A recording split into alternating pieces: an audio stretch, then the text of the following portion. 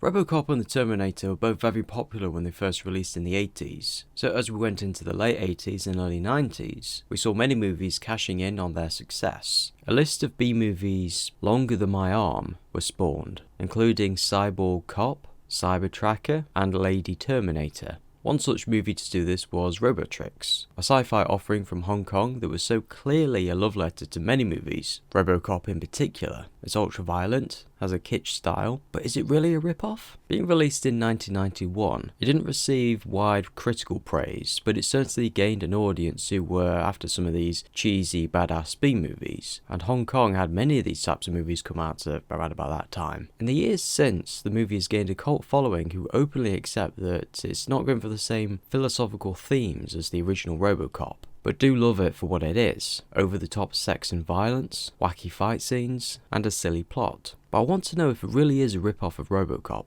The movie starts with us following Selina, who is assigned to protect the son of an Arabian oil tycoon. While she is out, the room is filled with gas, knocking everyone out. And a man unaffected by it comes in and takes the tycoon's son away, but on his way out he passes Selina. Before she can draw, he shoots and kills her. It turns out the man who abducted him was actually a robot with the consciousness of a man called Sakamoto inside. He was a man who was refused a contract by the oil tycoon and abducted his son in revenge. Selina's body is rushed to a facility where a scientist and a robot assistant try to bring her back. By scanning her brainwaves, they managed to put her mind into the Eve 27. And these are where the main RoboCop parallels are made, like a police officer is killed on the job, is brought back by science, put them into the body of a robot, and then goes after those who killed them. And right here is where the similarities I feel begin and end. After her resurrection, she begins to work with her boyfriend, also a cop, but doesn't tell him what's happened and that she's now a cyborg. The movie is one of the Category 3 movies from Hong Kong, also known as Cat 3. In Hong Kong, their rating system is divided into categories. Category 1 being that the film is suitable for all ages, like a U-rated movie in the UK. Category 2A is being like a PG or a 12 rating. Category 2B is more like a 12 or a 15.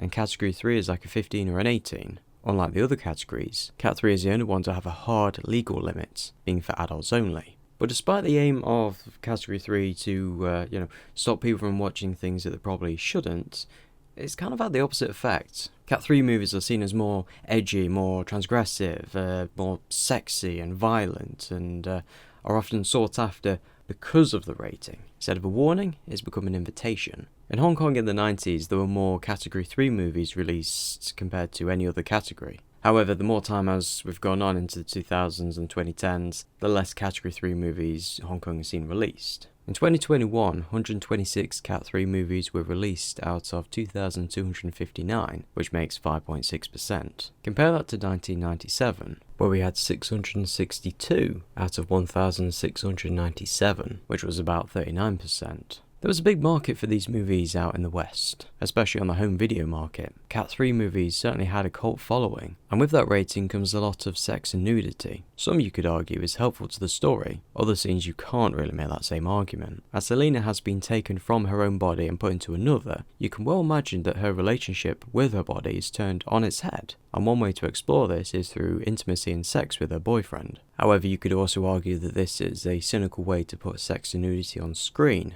and was a little gratuitous. Either way you look at it, these parts feel a lot less like RoboCop. I don't remember any gratuitous love scenes with Alex Murphy. Not all censors were so keen on this film, mind you. The BBFC cut nearly 8 minutes of footage on its original release. Less of an issue with the sex and nudity, but more with the violence and sexual violence. 30 years later, however, the film has been passed uncut as an 18. Despite the copious amounts of female nudity, the movie marks the first time a Chinese male actor did a full frontal scene, so equality. And if we look at Sakamoto's costume, you can clearly see the Terminator inspiration, a robot that is disguised as a human, wearing a leather jacket, and is a bullet sponge. With the team learning of Sakamoto's extreme sex drive, they decided to use that to their advantage. They get Anna, the other robot, to pose as a prostitute with the others watching, and what ensues is more reminiscent of an 80s sex comedy, so I guess we can add Porky's to the list of inspirations. And the scene ends with there being an issue that she has become a little too popular, so the commissioner comes and shuts the whole thing down.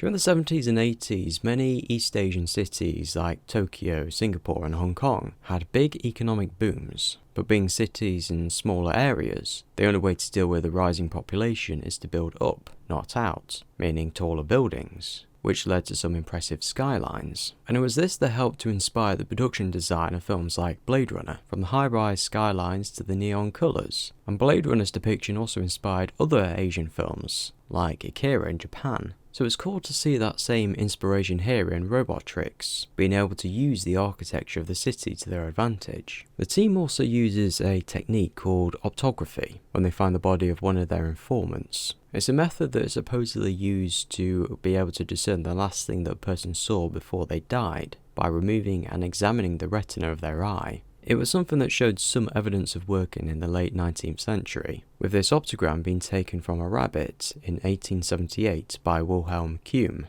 There were attempts to use it in forensic cases, like with the victims of Jack the Ripper, but since been discarded as a method for being ineffective at best. It is still prevalent in fiction, however. The action throughout this movie can be described as pure bonkers, and I love it for it. The laws of physics become mere suggestions that our characters at times decide to ignore, which leads to some dynamic, fast-paced and fun action scenes. Alright, let's circle back to the question of the title here. Is Robotrix a RoboCop ripoff? Well, first let's just take a look at gaming. In gaming, some games are outright compared to some more influential titles in the same sort of wheelhouse. If one is like a crime story set in an open world city, then it's seen as a GTA clone. If there's one that has skill-based combat in a fantasy setting, then it's often labelled as Souls-like. Or an FPS with a linear story with some puzzle elements is labelled as Half-like. So some games like Saints Row are labelled as GTA clones, but that doesn't stop them from being like well-loved and well-respected games. The first two anyway. And we get games that proudly call themselves Souls-like, with games such as Dark Souls 2? That's a bit strange. But yeah, you get my point though. Calling something like something else is not necessarily a pejorative, but instead it helps to tell potential gamers like what sort of thing they can expect from it, and help people buy games and play games that they may potentially like. But that same sentiment hasn't passed on to movies. I mean, let's say like Avatar, for instance. Like when that came out, people often compared it to Dances with Wolves and said, oh, it's basically Dances with Wolves, but they meant that as a negative towards the film. You can also look at it from a different perspective. Okay, if it's the same story, then what does Avatar do that is different and new that helps to enhance the story? What does it bring to the table? And when I think about it like that, I think of Avatar a bit more positively. That's not to mention that with Robotrix, that when you really think about it, it's only the inciting action that's similar to RoboCop. The police officer who is killed and brought back as a robot crime fighter.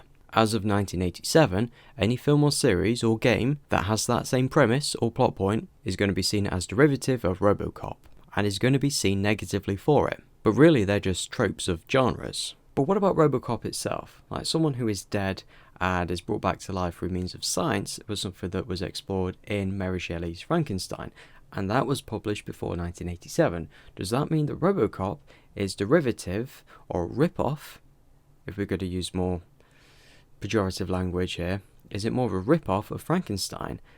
I'm guessing people are going to say no. What about the theme of someone being killed but then brought back to life? A lot of people make the comparison between RoboCop and Jesus. Did RoboCop rip off Jesus? Alright, yeah, you may think I'm stretching it, but the reason why I'm stretching it is to show, really, how ridiculous it can be. By looking at that, we can see, like, where exactly do we draw the line here? Yes, the writers of RoboCop may have been inspired by classical literature or, say, the key figure of a prominent religion. So why can't the writers and the makers of Robotrix be inspired by a classic sci-fi film in a similar way? I don't think we're being consistent here. And I mean, to say that they're ripping them off, that implies some malice, and I honestly don't see it. Inspired? Yes, this movie wears that on its sleeve. Rip off? No. It's inspired by so many different things, like RoboCop obviously, Terminator, Porky's, maybe more I'm not even aware of, but it's inspired by so many different things that it becomes its own thing, and it has its own identity. So really, I cannot agree that this film is a rip-off of RoboCop. But that sort of goes to the age-old question, are there any original ideas, or are they just original ways to tell them? I'll be honest, if you like the original RoboCop but also like to see something a bit different, I would recommend this movie. It's a fun, campy little exploitation movie that deserves more attention, and even better, it's free to watch on Plex right now. Anyway, thank you very much for watching. I appreciate it if you have. If you like what you see, please subscribe, and we'll see you later.